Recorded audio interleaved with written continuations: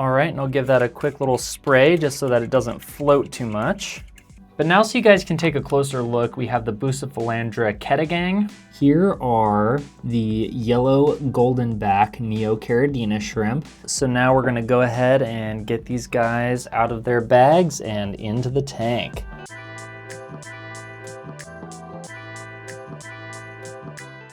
Hey guys, and welcome back to Desert Fresh Aquatics. My name is Nate, and I'm super excited because in today's video, we're gonna be putting some new plants and some new creatures into my UNS 45L desk tank. It's been a little while since I did my last video on this tank, so I'm gonna give you guys a quick update on it before we dive into the new creatures that we're gonna be putting into here. So the last video that I had with this aquarium was a start to finish scape. I did the rocks, the driftwood, the sand, and all of the planting as well. Now this tank has been running for about 3 weeks now, but I've noticed that a lot of the plants haven't done so well. My Java fern was showing clear signs of distress, so I cut it back quite a bit and started dosing potassium in the tank to help it grow. Additionally, my Ludwigia Super Red Mini hasn't done a great job getting used to the new tank. I've lost a lot of leaves and a lot of the stems have died on that as well. However, I do see a few new little green stems growing out of it, and I'm hoping that the plant just had to get adjusted to the new tank before it finally gets settled in, and it's just taking a little bit longer than usual. So for now, I'm gonna leave that plant in the tank and try to stay on top of trimming off any dead leaves or stems. And hopefully once it gets adjusted to the new water parameters and environment, it's able to grow and flourish a lot more than it has been.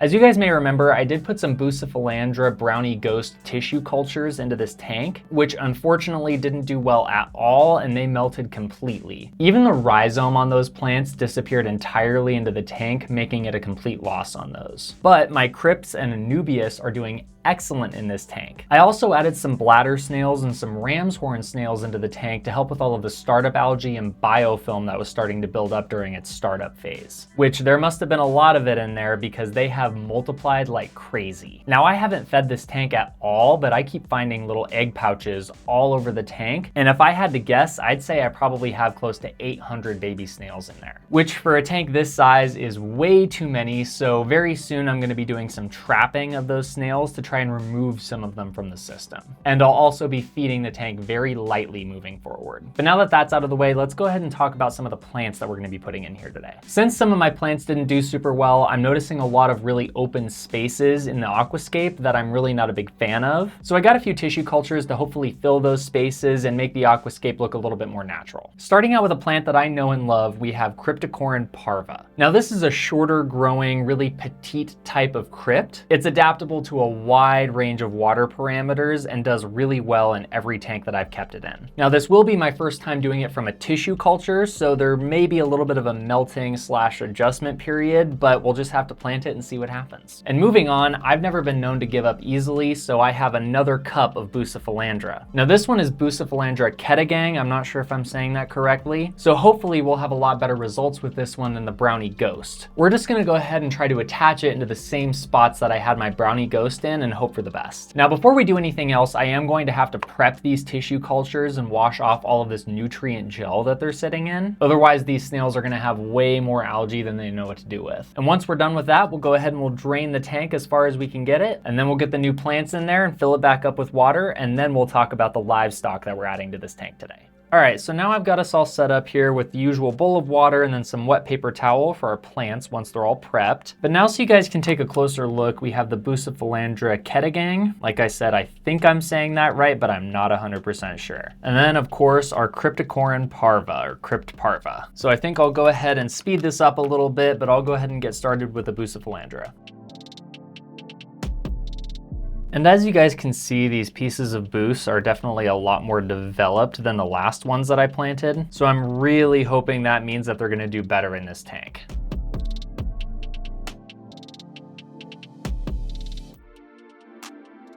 All right, that's all the Bucephalandra prepped up, and now we're gonna go ahead and move on to that Cryptocoryne Parva.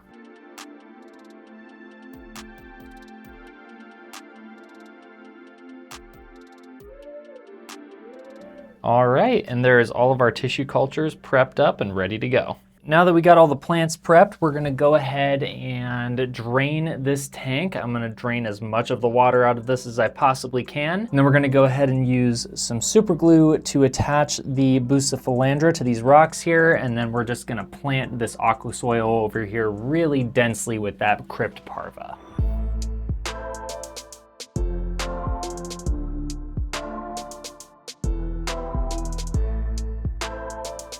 Okay guys, now we're all drained, so we're gonna go ahead and we're gonna do the Bucephalandra first, and then we'll go ahead and we'll plant our parva into the substrate.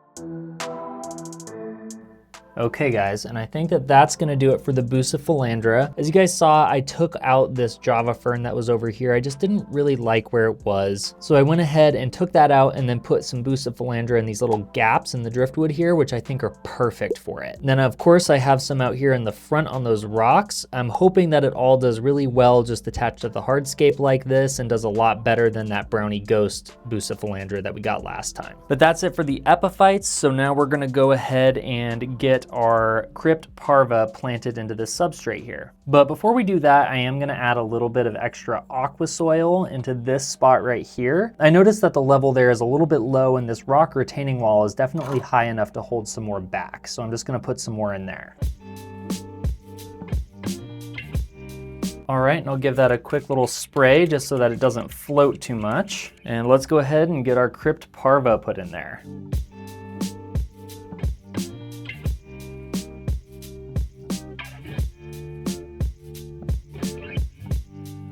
Now, I don't usually like planting into an aquascape after it's already been set up, but in this case, I felt like it was necessary just because we have so much open foreground space back here and it really ruins the more natural look of the tank. And I really think it's amazing what a few extra plants can do when it comes to rounding out your aquascape.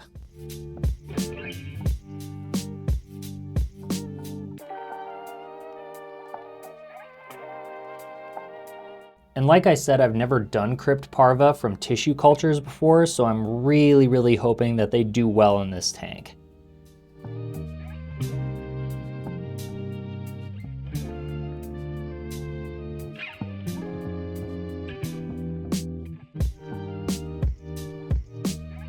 Okay guys, that's all of our new plants in the tank here, our Bucephalandra in the front and up here, and then all of our crypt parva back here. Now hopefully they do really well in this tank, but we're gonna go ahead and fill it up and make sure that they all hold in place. All right, put in my little dish just to help the water not push the substrate everywhere, and then we'll start the pump.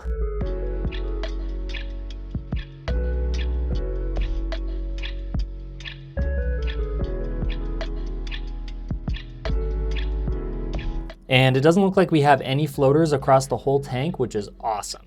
Okay guys, we've got the tank all full of water now, and you may have noticed I actually took a little trimming of the Bucephalandra and stuck it into this little open wedge on this branch sticking out here. Now that's something that I did with my boost last time, but I almost forgot to do it again this time. I did that because I think it would be so cool if that boost grows out and fills up that entire crack. That'll just be a great way to bring more plants into the foreground and help fill out this empty space that we have right here. But I don't know about you guys, I think that this tank looks a lot better than it did before. And the new plants haven't even started growing yet, so I think that there's a lot of potential for this tank to get way prettier. But you guys have been really patient, so let's go ahead and dive into the livestock that we'll be adding to this tank today. And starting off, we have 12 Yellow Goldenback Neocaridina shrimp. Now the reason that I picked out these shrimp over all of the other color types that are available is because there's something so striking not just about the bright yellow color of them, but also the really defined yellow stripe that goes from their head all the way down to their tail. I think that they'll contrast really well in this aquarium and complement the fish that I'm putting in there extremely well. And then for our fish, I have 8 Strawberry Rasboras. Now the aquarium store was out of the classic chili rasbora, but honestly, I'm not that upset by it.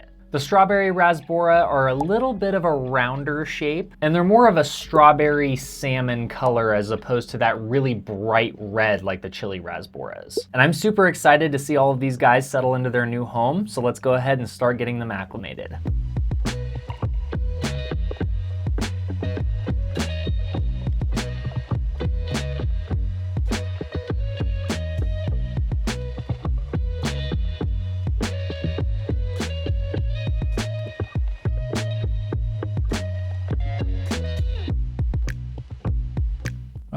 Now you guys can see them a little bit better. Here are the Yellow Goldenback Neocaridina shrimp. I chose Neocaridina because this tank with the water parameters that I have are just more suited to them. They need water that's just a little bit harder, but not ultra hard, like soft to moderately hard water they tend to do really well in. So I feel like these guys are going to be a great addition to this tank. Now right here we have our Strawberry Rasboras. Now these guys are really pale right now because they're kind of freaked out and they're holding really still because they're pretty low on the food chain, but I'm hoping to see them get comfortable and color up within a couple hours of getting into this new tank. But now that we have our fish and shrimp all set up and acclimating, we'll just set a timer for 30 minutes to let the water temperatures match. While we're waiting for that, I'll give you guys a super quick update on my Iwagumi Aquascape. If you guys have been keeping up with the channel, then you've definitely seen my 20 long Iwagumi Aquascape that I've been working on. Now it's been about 6 weeks since I planted that tank, and I've been doing a dry start ever since then. During this dry start, I've seen a lot of growth out of the Aquarist acicularis, or dwarf hairgrass, in the tank, and it's sending off little underground runners everywhere. There are still little patches of open aqua soil in the tank, but I know that that's going to be filled in before I even know it. One of the other things that I did was add a colony of springtails into my tank. Springtails are just tiny little bugs that will eat decaying material like dead plant matter and such. They also eat mold, which is really important because I wanted to make sure that there wasn't any mildew growing in the tank that was going to cause issues to the plant health over time. Now, honestly, with how much the dwarf hairgrass has grown into that tank, it's pretty much ready to be filled with water. The only thing stopping me is a CO2 system. And as I said in that video where I built that tank, I really want this tank to be the most high-tech one that I've built so far. With that being said, I would really like to have a pressurized CO2 canister with a solenoid and a regulator and all of those good things. As you may have guessed, or as you aquarium hobbyists already know, that costs quite a bit of money, which I'm saving up for right now. If you guys want to help out with that so I can get that video out a little bit sooner, leave a like and subscribe. I might even be able to quit my day job. Now, turning our attention back to this desk tank, some of you guys might be wondering why I'm putting in so many fish and shrimp at the same time. Typically in the aquarium hobby, that's a big no-no, and you would add shrimp first, give them a couple of weeks to get settled, and then add fish. The reason I'm doing it all at once is because this system is designed to handle a much larger bio load than what these fish and shrimp are going to produce. I know that you guys saw, but these fish are absolutely tiny, which is perfect for this Nano Aquascape that I have on my desk here. With how tiny those fish are, they produce very little waste, so they won't add a whole lot to the bio load in this tank. And as many of you already know, shrimp don't add a ton of bio load to the tank system either. And on top of all of that, I have a large external canister filter running on this Nanoscape. The amount of filtration that I have could honestly be used on a tank 2 or 3 times this size. size. With that being said, I have complete confidence in the cycle that I've run on this tank, and I have no doubt at all that it's gonna be able to handle the bio load from these shrimp and fish. But I'm tired of waiting to put these little guys into the tank, so let's go ahead and speed this up, and I'll see you guys in 30 minutes. One eternity later. Okay guys, 30 minutes has elapsed, so now we're gonna go ahead and get these guys out of their bags and into the tank. All right, so starting out, we have 12 Yellow Goldenback Neocaridina shrimp.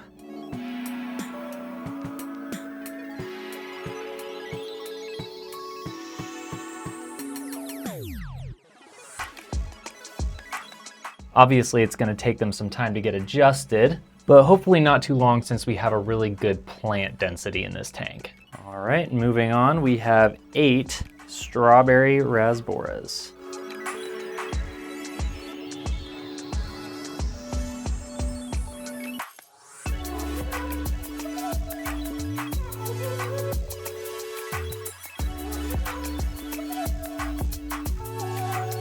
Now they're all kind of chilling down at the bottom, but I have no doubt that they're gonna find a nice cozy little place to hide where it's not so bright and open, since these guys are really low on the food chain with how tiny they are. So we'll give them a few minutes to get comfortable. Well guys, that's gonna do it for the scape for now. Now I'm curious what you guys think of this tank. How did I do with my hardscape, my plants, and my livestock? If you have any opinions, tips, or tricks, let me know in the comments down below.